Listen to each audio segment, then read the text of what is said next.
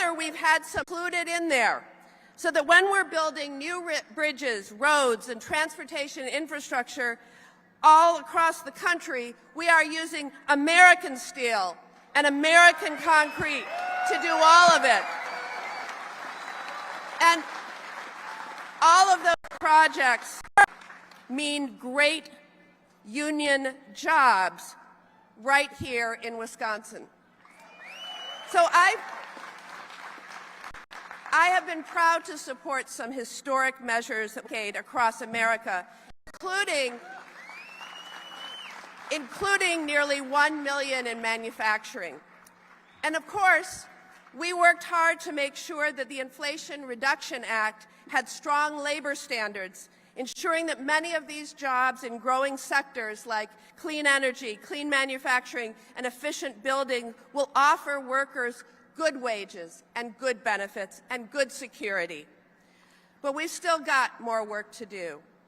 Right now, we are fighting to pass the Protecting the Right to Organize Act, otherwise known as the PRO Act, to strengthen our unions, to protect workers' rights to collectively bargain for better pay, benefits, and working conditions. Because workers everywhere deserve the freedom and opportunity to organize a union in their workplace and advocate for fair working environments. Unions give workers more than just a paycheck. They provide security, dignity, and respect, and they're necessary in creating an economy that rewards hard work and works for everyone. So I'm incredibly proud of what we have accomplished together, and I promise that we're going to keep on working to create more job opportunities, support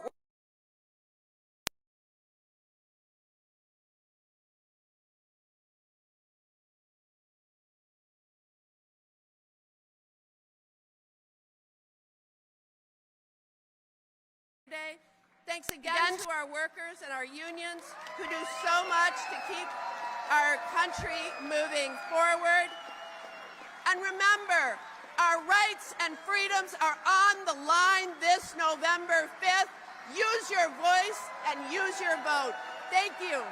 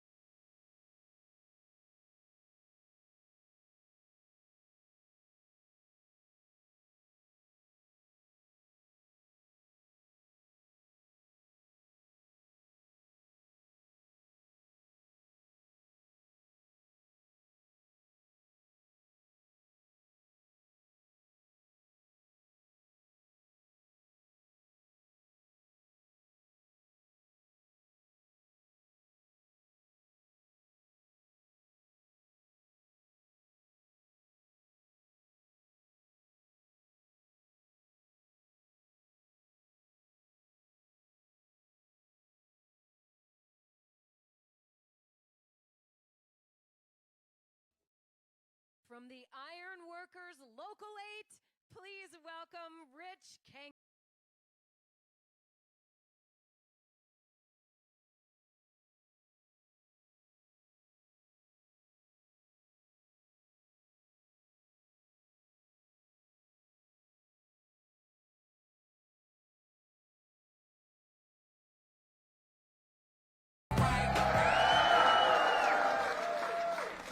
Happy Labor Day.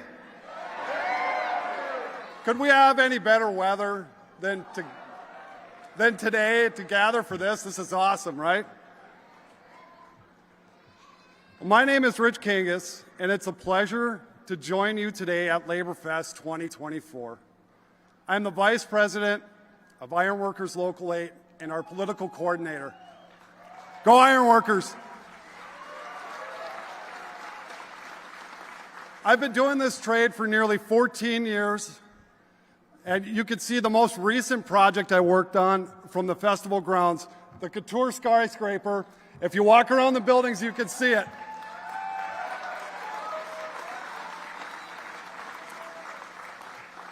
It's an honor to follow our great Governor Tony Evers and the Senator Tammy Baldwin fighting for us in Washington.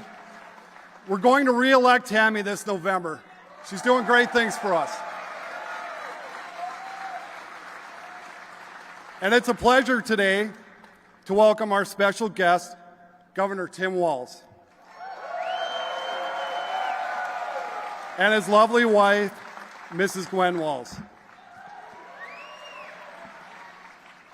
When Vice President Harris chose Governor Walz as her running mate, I was very happy to have not only a fellow union member, but a fellow Midwesterner on the ticket.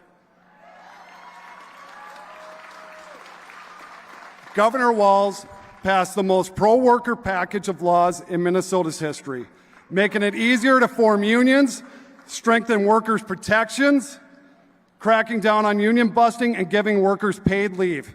I say that's what we need to see in Washington, D.C.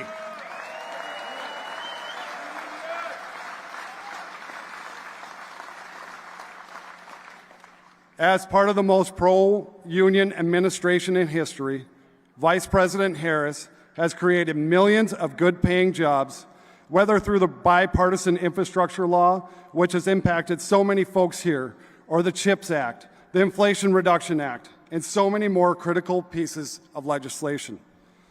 I've felt the impact of Vice President Harris's work firsthand. As a construction worker, we used to be happy about having 18 months of projected work. We're looking at 10 years of projected work.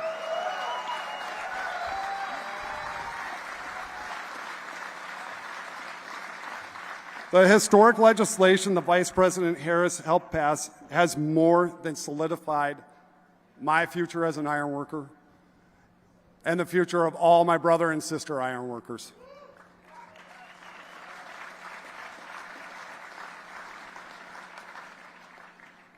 Vice President Harris is a strong supporter of the PRO Act and cast the deciding vote on legislation that saved hundreds of thousands of union worker pensions.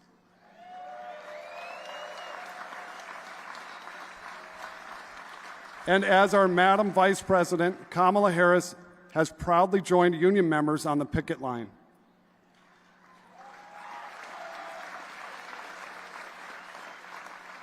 Kamala Harris and Tim Walz are fighting for working families here in Wisconsin, a future where every worker can join a union and bargain for better wages, better benefits, and better lives.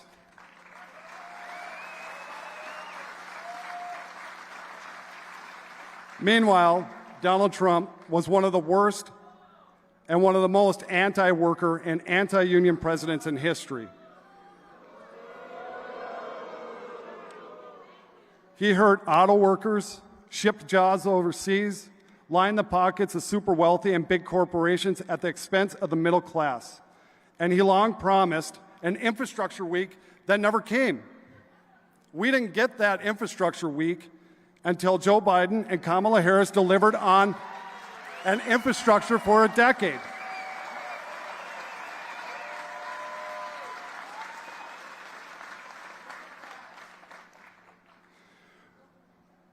The Biden-Harris administration has helped create good-paying union jobs here in Wisconsin and across the country. And anytime my brothers and sisters are working, it warms my heart. In choosing Governor Walz as her running mate, Vice President Harris has picked someone who will continue the historic effort to support unions and workers because he knows when unions are strong, we are strong.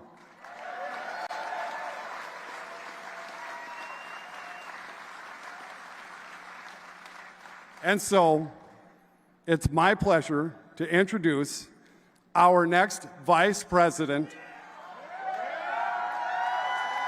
Governor Tim Walz.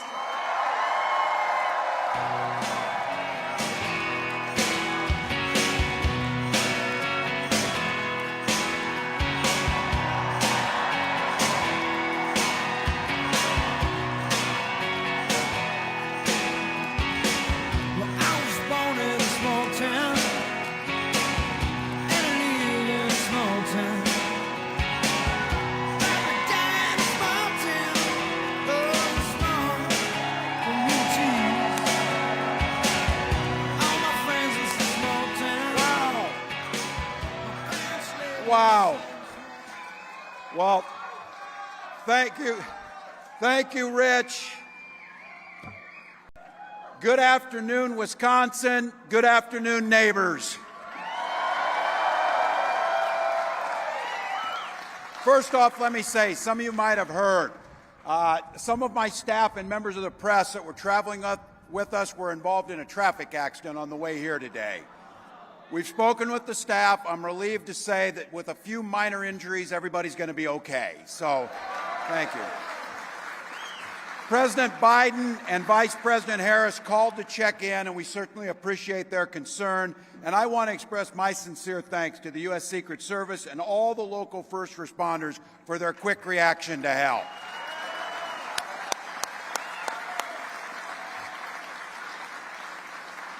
So on behalf of the Vice President, myself, and our entire campaign, we're grateful for your work today and every day. Thank you. Happy Labor Day, folks.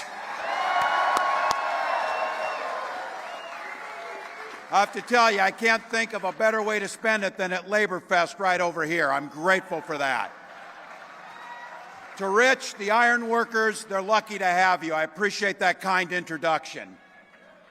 As always, to the mayor, thank you. Every time we come here, there's a big, enthusiastic crowd fighting for Middle America. So thank you, Mayor.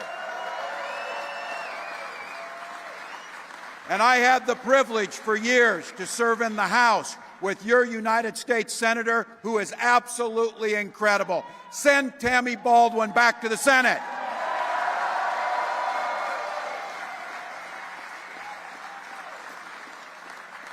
And it was a wonderful sight to come off that plane at the airport and be met with one of my dear friends and my colleague, Gwen Moore.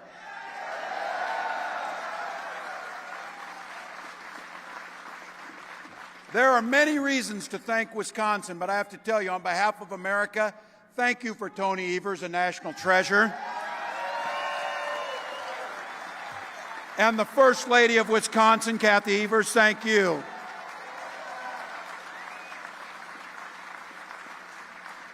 And I have to tell you, when we have President Harris, she is going to need to have a majority in the House of Representatives. Send Peter Barca to Congress again. Send Peter Barca to Congress.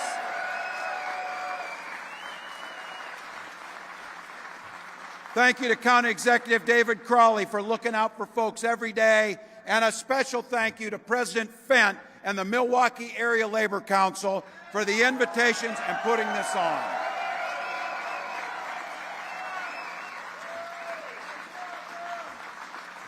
Point of personal privilege, a thank you to Minnesota's First Lady, my wife Gwen. She brings the fire. She brings the fire.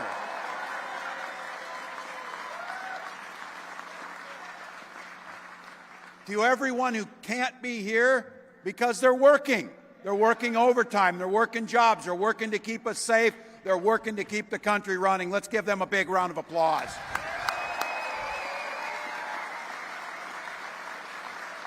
And to all of you, could have been anywhere today. Last big fling of summer, could have been out doing something, could have been out boating, could have been doing anything. You came here for the reason the Vice President always said. It's beautiful and simple. You love this country, so you came here. Thank you.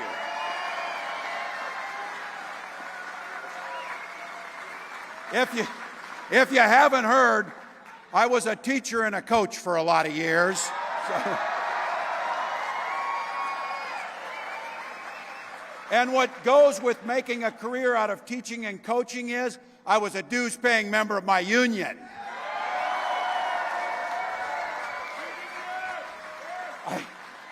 I always feel like maybe we should elect a few more dues-paying members to elected positions. So start thinking about it, folks. Start thinking about running. I can remember, and this was one, Republicans came up to me in one of my campaigns, and they said, Tim is in the pocket of organized labor. I said, that's a damn lie. I am the pocket.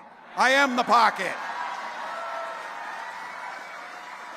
And I told them, if you want to attack me for standing up for collective bargaining, for fair wages, for safe working conditions, for health care and retirement, you roll the damn dice. I'll take my chances on that. I'll take my chances.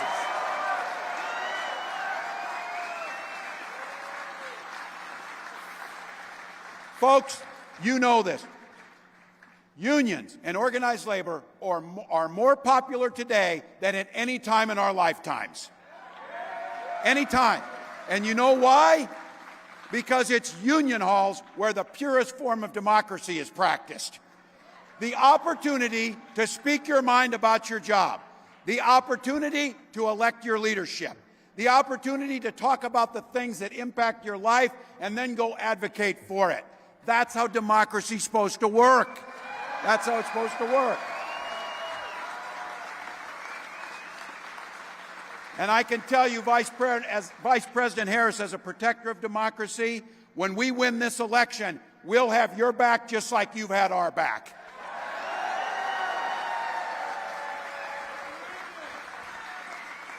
This is where we tell the story to our relatives.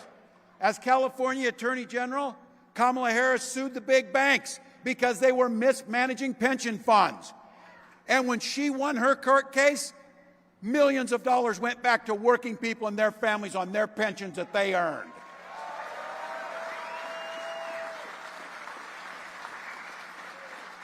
Vice President Harris was the deciding vote on the American Rescue Plan that kept workers on the job and the public safe during the pandemic. It was Vice President Harris and President Biden that protected over 1 million workers' pensions and retirees that we got back.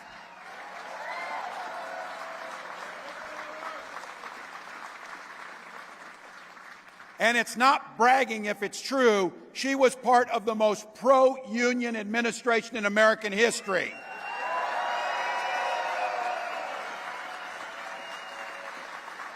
From sticking up for workers to voting for fair legislation to walking picket lines, she was there with workers every step of the way. So look, some people want to tell you got to elect them because they're the only people that can save things. They're the ones that did things. They're the ones who did this. We know exactly who built this country. It was labor that built this country.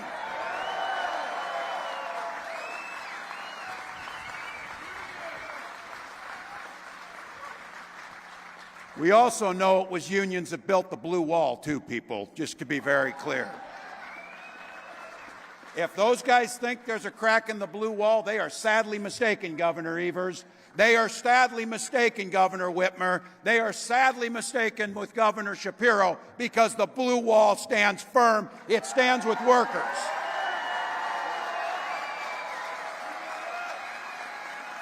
Really simple. It's really simple.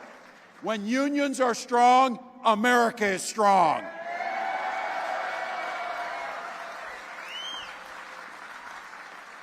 We know that in Minnesota. As governor of Minnesota, it was my privilege to sign one of the biggest and best pro-worker packages in Minnesota history. We made it easier to form a union, not harder. We strengthened worker protections. You should be able to go home at the end of the day without getting killed on the job. That's a basic line. And in Minnesota, it's against the law to put your workers in a room and do an anti-union meeting. You can't do that. You can't do that. So today, you see it, Minnesota is one of the best states in the country for workers. But guess what? we're a top 5 best state for business, too. You don't have to choose between workers and business. You can do both. You can do both.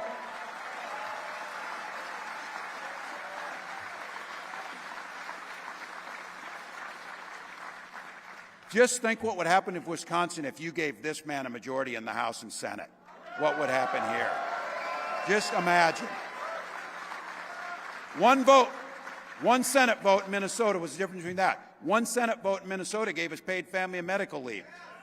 One vote expanded health care. One vote made sure that we're addressing climate change. That's what you can give to this governor, and that's what we need to give to Vice President Harris. That's our vision for the country. Now look, we don't expect everybody to think like us. Now we know that Donald Trump and J.D. Vance, they have a little bit different vision of America. I do say this. He does know something about working people, Donald Trump does. He knows how to take advantage of them. That's what he knows how to do. Every single chance these guys have gotten, they've waged wars on workers in the middle class. As president, Trump blocked overtime for millions of workers. Hell, why pay the bills? He doesn't pay his own. Why should we pay somebody for overtime? What are they going to do? That's what they do. He opposed efforts to raise the minimum wage, for God's sakes. That shouldn't be that difficult. If people put in an honest day's work, they should receive an honest day's pay. And look, I know Wisconsin knows this. Again, give him a working majority because he's a guy who supports so-called right-to-work laws that deprives unions of the funds they need. Everybody here today knows what right to work really means. It means the right to work for less money. It means the right to work in dangerous situations. It means the right to work with no pensions. That's what right to work means. It doesn't help with our ability to collectively bargain and to fight with the dignity of work that we know every single person in America deserves. So look,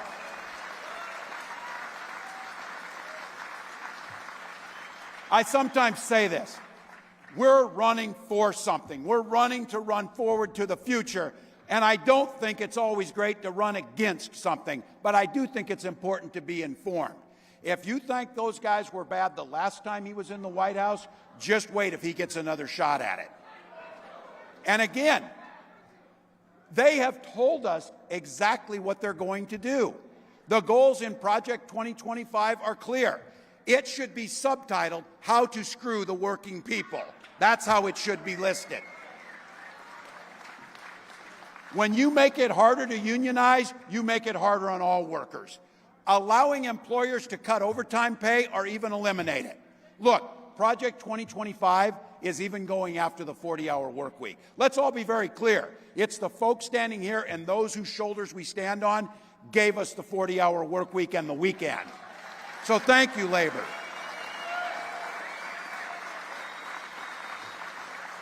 Somebody said, what's next? Child labor? Hell yeah, it's in there. That's what they've got in there. You see states doing that, putting our children at risk. That's what they'll do. So look, they'll go after things like Social Security and Medicare. And I keep saying this. Repeal the Affordable Care Act. Go back to no pre-existing condition protections. And even if you're not on the ACA, you know somebody who relies on it. And here's what I say. They don't think a damn about Social Security because I guess if you've got $1 billion, you don't care if your Social Security check shows up. But I tell you who does. My mom. She pays the bills with that in the heat and buys food with her Social Security check. And she worked for it and earned it. That's how it works.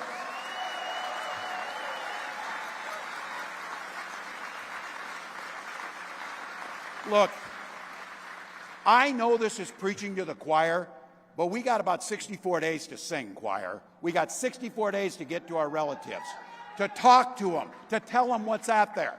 Look, this guy has made it clear how he stands. He's sitting down at Mar-a-Lago after he got elected president, and this was his exact quote. He's talking to a bunch of folks at Mar-a-Lago. You're rich as hell, and we're going to give you a tax cut.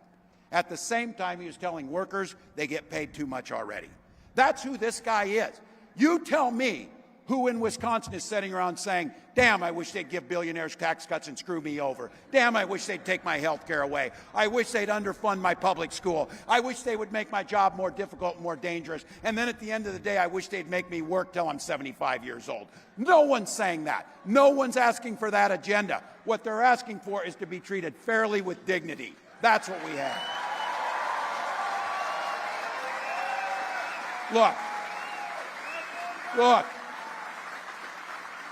I know, we all know this. I remember a time when Republicans talked about things like freedom, they meant it. They would never turn their back on our allies. But that's not these guys. Trump and Vance, when they talk about freedom, means government should have the freedom to invade every corner of our life. They talk about small government, small enough to be in your bedroom, small enough to be in your exam room, small enough to be in your library, telling you the things that you should make decisions about. So let's be very clear. Where I come from and where you come from as neighbors, we respect differences. That's your opinion. Look, we're sitting here together, Brewers and Twins fans, Vikings and Packers. Look, we respect it. But on things like health care and what books I read and democracy, we all live by that very simple golden rule. Mind your own damn business. Mind your own business.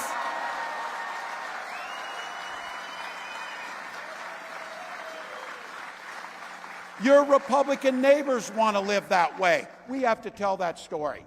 But look, I agree with this. We have a responsibility to tell people not just what we're against, but what we're for. So let me just take a second here to tell you exactly what Vice President Harris and I will do. As President, Vice President Harris will sign the PRO Act, make it easier to form unions, period. Period. And you know what comes out of that? You can collectively bargain. You can go do the work to get fairer wages, safer working conditions, good health care, and a good pension. I saw last week the Wall Street Journal was trying to say, because they did a story, that apparently I am the poorest person to ever run for vice president.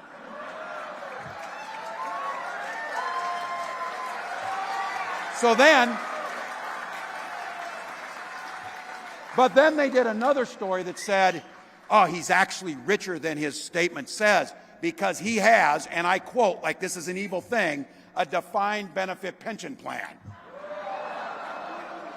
That is my wish for every American, to have a defined benefit pension plan.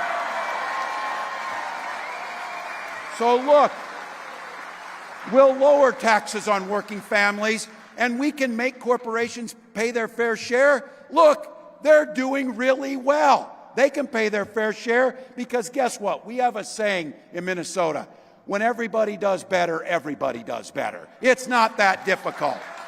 It's not that difficult. And you can be sure we'll keep fighting for Social Security and Medicare, and we're damn sure not going to tax us for the wealthy and raise the age on Medicare and Social Security. That will not happen. So look, we got it in Minnesota, and we want it for everybody. We're going to fight for paid family and medical leave for everybody in this country.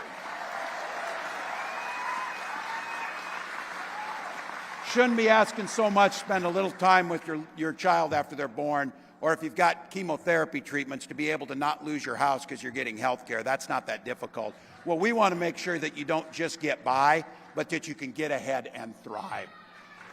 And be clear.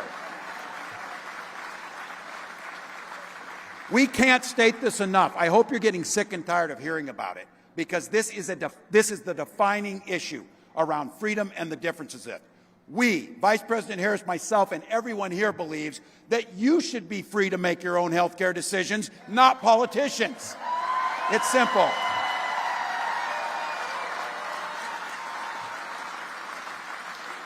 And to all of you here and my teacher friends, education should be a pathway to a thriving future, not crippling debt.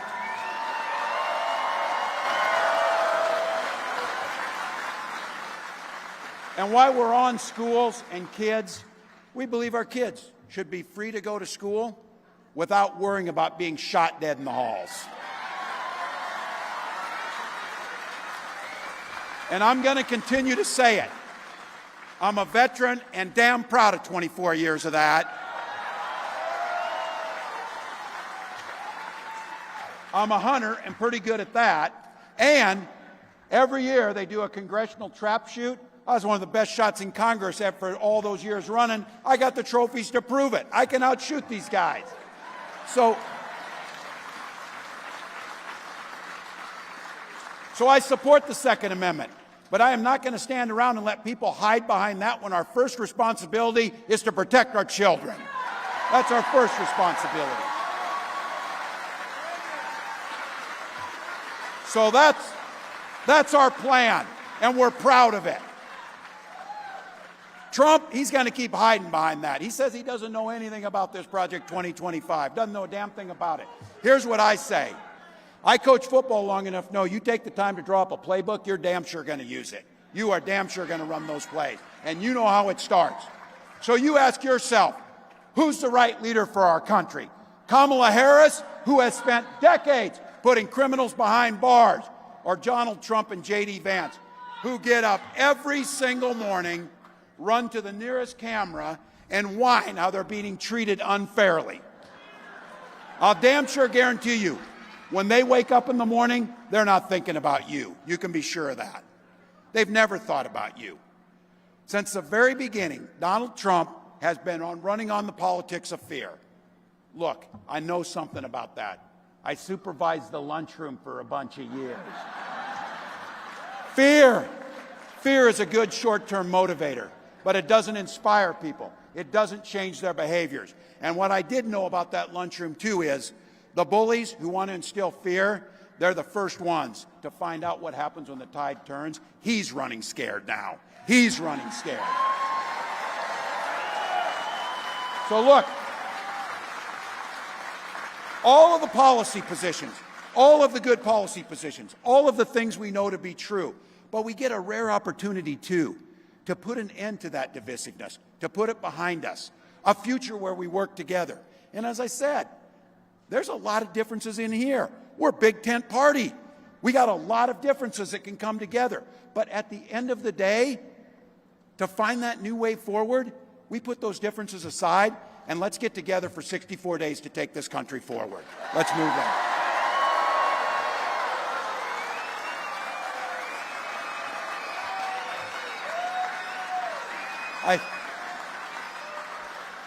I feel like I've done pretty well in here, so I'm not going to throw any shade on the Packers, I have to tell you. I kind of got you. I'm going to be there. Look. I hear all the jokes. People hold up their hand and say, you know what that is? That's a Viking Super Bowl ring. We know we don't have one. Give me a little bit of this. So look, we know what season it is. Football starts this week. We know that we're all on the same team. We know that we come together. It isn't just idle talk. When we come together, we can do amazing things. So here's the deal. Sisters and brothers in labor, it's time to get off the sidelines and get on the field. I know you're busy. I know you've got full-time jobs. You got kids going back to school. Thank God they're going back to school. Teachers, nothing on that. But you've got things to do. But this is it. And when people come up to me, and I hear it, and I know, they want to make politics ugly. They want to make it dismissive, and they want to make it to the point where people just throw up their hands and say, look, I'm just not that into politics. My response when somebody tells me they're just not that into politics is this: too damn bad politics is into you. And if you want it in your exam room, if you want it in your bedroom, if you want it in your labor hall, then set back. But if you want to take control of things and you want to make sure that we have government serves the people, not the other way around, then you need to get out there. Whether it's labor rights, middle class rights, having corporations pay their fair share, all those things that impact our lives means we need you on the team, and we need you now. So here's what we're going to do. We're doing it because we believe in the promise of America. We're doing it for folks, and some of you, I know you have your barbecues, and folks come and they say, oh, I wish I was in a union and had pension plan and things like that. And once again, yeah, we wish you were too. We wish you were too. Talk about the things we can make a difference. we're going to have to fight for this. It's not going to be easy. We're coming from behind, as I said, but we're comfortable in that position because I talk about this. The vice president oftentimes says this: when we fight, we win. We know that that's the case. You know what? When you talk to labor, you don't have to talk about fighting. You've been fighting your whole damn lives. It's what you do. You fight for everything you get. They're not going to give you that raise unless you go in there. They're not going to give you those protections unless you go in there. So look, if we're going to do this thing, I keep saying this. We got 64 days. You've heard me say this. Some people are taking this pretty seriously, me included on this, is we'll sleep when we're dead. Now is not the time. Now is not the time. We need to knock the doors, make the phone calls, register people to vote, give what we can, encourage people to get out there, have the conversations, and the one thing that the vice president does it all with is hard work can be good work. Difficult tasks can be done with a sense of joy because our country depends on it. Our children depend on it. And to be quite candid, the rest of the world depends on us to stand up and vote for a pro-democracy, pro-worker, pro-future candidate. So it's our time. So let me say, when we fight,